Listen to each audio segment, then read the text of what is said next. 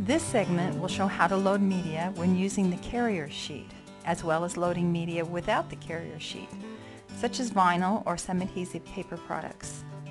We will cover not only how to load sheets of media onto the carrier sheet, but tips and tricks on how to use the carrier sheet along with the RoboMaster software. Let's review the purpose and use of the carrier sheets. They are used for those times when you need to cut completely through the media. If using a media that has its own backing, such as vinyl, there's no need to use a carrier sheet. There are two types of carrier sheets, the green and the clear.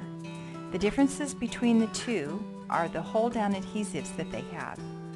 The clear carrier sheet has a milder form of adhesive for holding thin paper, such as bond paper, photo paper, for inkjet printing, ordinary inkjet paper, or copier paper. The green carrier sheet has a more aggressive adhesive with a better hold down when using thicker media such as basil or Kent paper. Be careful when using thinner paper media with the green carrier sheet. Since it has the stronger adhesive, it will create issues when pulling the paper off. 2 suggestions. When using a carrier sheet for the first time, take the thin protective sheet off but leave the side strips intact. This is helpful when loading 8.5 by 11 sheet of paper because you won't have to struggle with the adhesive when trying to place it and align it on the carrier sheet. Second, when you pull off the plastic cover sheet that covers the adhesive, make sure you hang on to it. It can be used later to cover and protect the adhesive on the carrier sheet when it's not in use. By now, if you've viewed the other segments, you know that this big arrow on the top of the carrier sheet shows the direction the sheet should be loaded into the silhouette. The corner side brackets are used to align the front edge of your media onto the carrier sheet. Let's review the loading process. First, place the front corner of the sheet against one of the corner brackets, and then align the same edge of the sheet to the side line of the carrier sheet. Once aligned, smooth the rest of the sheet down against the carrier sheet. Next, check the control panel screen display.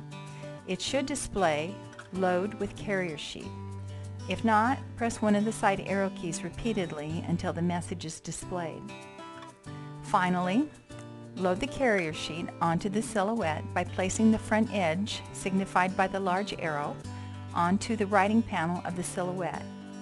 Align the carrier sheet so that it is up against and centered between the 2 white wheels.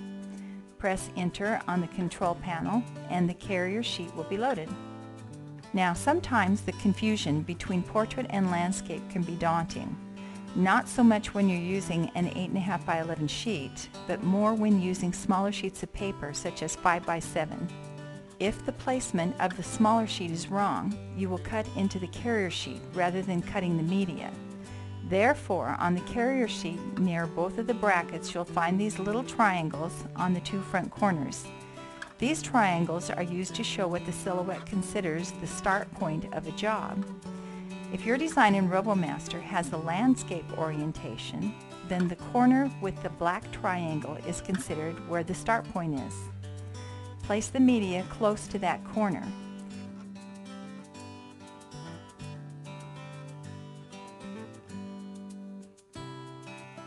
If it has a portrait orientation, then Silhouette considers the corner with the white triangle to be the start point, and the media needs to be aligned to that corner of the sheet.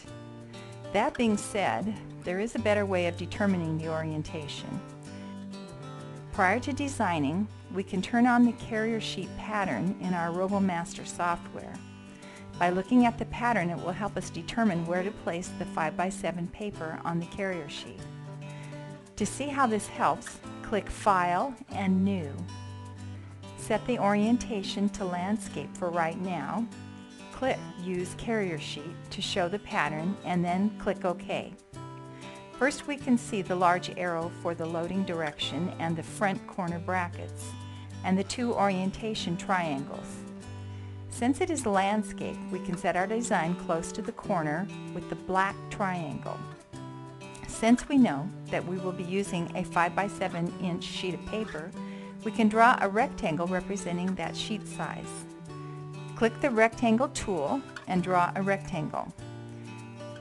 Next, click on the Draw pull-down menu and click Position Settings.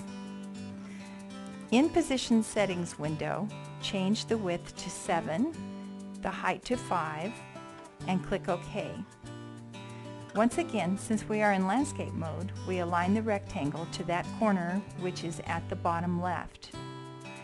Now that we have this 5x7 representation of our paper, we can start placing shapes that we want to cut within the rectangle. Once the design is complete, delete the 5x7 rectangle by selecting it and then pressing the Delete key on your computer keyboard. Let's use a portrait orientation. Click File, New, set the orientation to Portrait this time. Click Use Carrier Sheet to show the pattern and click OK. The carrier sheet pattern now has changed directions.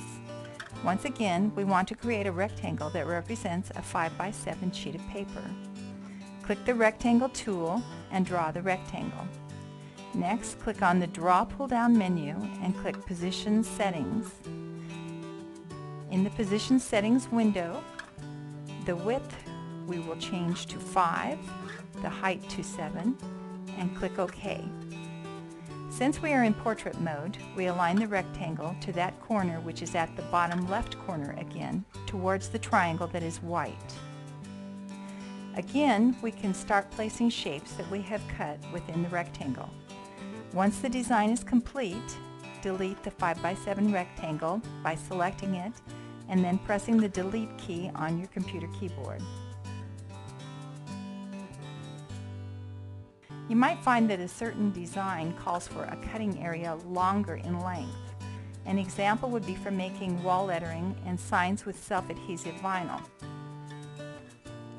Currently, the silhouette can hold media that is 10 inches wide and 40 inches long. Vinyl media of this size can be purchased from Silhouette America in an array of different colors. When the media is this long or longer than an 8.5 by 11 sheet, RoboMaster must be set up so that the cut area can handle that size. Otherwise, you'll find that your design will only be partially cut. Let's create a new document to demonstrate this. Click on File and then New. In the Document Settings window, the size of the cutting area can be adjusted by clicking on the Specify User Size button. When pressed, both the width and height can be adjusted to suit the needs of our design. In this case, the width can usually stay as it is, but the length we can set to 40 inches. Clicking OK will set the cutting area to those dimensions as represented by the red border. Since our printer cannot handle this type of size, it breaks it up as represented by the line segments. If you are not going to print, then turn off the print area by clicking on View and then Print Area to deselect it. Now we have a 40-inch area to design our sign. Once again, this is very helpful when creating long designs for media such as self-adhesive vinyl for making wall lettering and signs. The last item we should cover is how to load media without using the carrier sheet.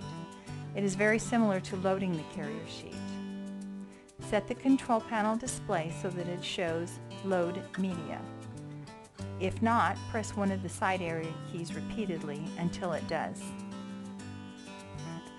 Next, make sure that the front edge of the media to be cut has a straight and squared edge.